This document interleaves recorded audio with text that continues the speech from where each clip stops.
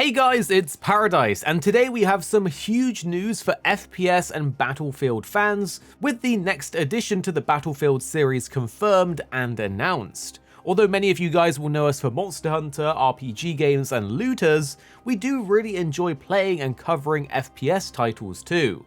Some people really get on our back for covering different franchises outside of Monster Hunter, but we just like to cover what we enjoy and are passionate about. So my question to you guys is, what other franchises do you play outside of Monster Hunter? For example, I love Battlefield going back to Battlefield 2142 with its Titan mode, walkers, and awesome gadgets. But on to the massive news. EA have revealed fresh details about the next Battlefield game, and we got our first ever look at the concept art. If you're like us and have been waiting for the franchise to go back to its roots, then this video is going to be pretty pleasing for you.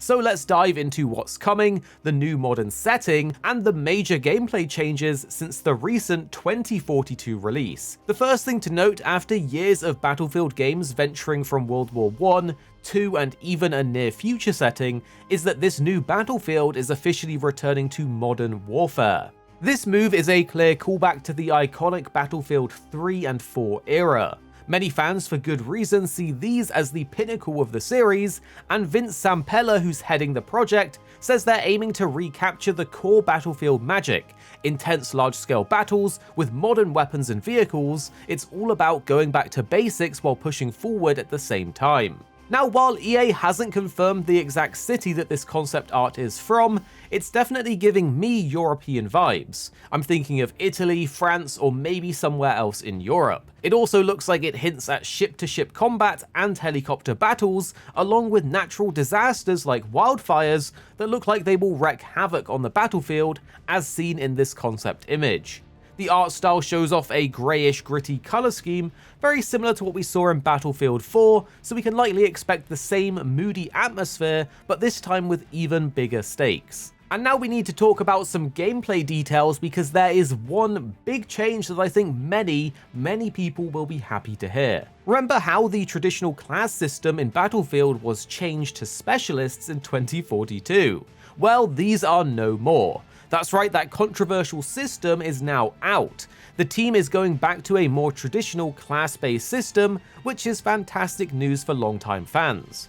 Vince Zampella acknowledges that while the specialists were an interesting experiment, they didn't quite fit into the core Battlefield experience, so for this next game, it's going to be all about teamwork, strategy, and those well-balanced classes that made the older games so memorable. On top of this, if you weren't a fan of 2042's massive 128-player maps and battles, then there's good news here too, because the game is going back to 64 players at a maximum. Zampella said they're focusing on tighter, more dense, and well-designed play spaces, saying, "I'd rather have a nice, dense, really nice, well-designed play space, and some of them are really good. I can't wait for you to see them." It kind of sounds like they're aiming for more quality over quantity this time around, with maps that encourage tactical play rather than sheer chaos and destruction. He also hinted the team has learnt a lot from the reception of 2042, and they're determined to get things right from day one this time around. Another thing that's really exciting is the scale of this project.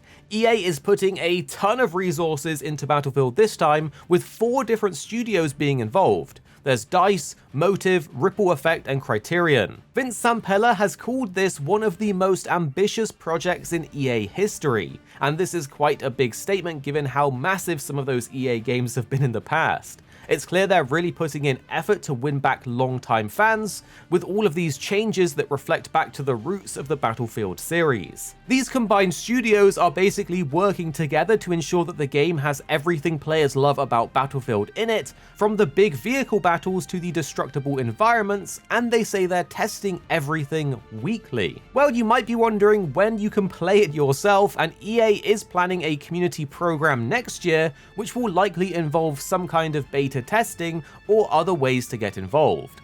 But for the release, EA hasn't confirmed anything officially yet, but we could possibly be looking at a launch next year in 2025. With the game's full production beginning earlier this year, and with weekly playtests already underway, it seems like they are deep into development already. Remember, the next Call of Duty is dropping soon, but it's clear that EA wants Battlefield to stand on its own rather than being a direct competitor against them. Sam Paler said, "We're not looking to take down Call of Duty, we're making something that's different and we're making something that's us," but did acknowledge that it does have the potential to outsell Call of Duty. Honestly, these are the kind of changes that I love to hear.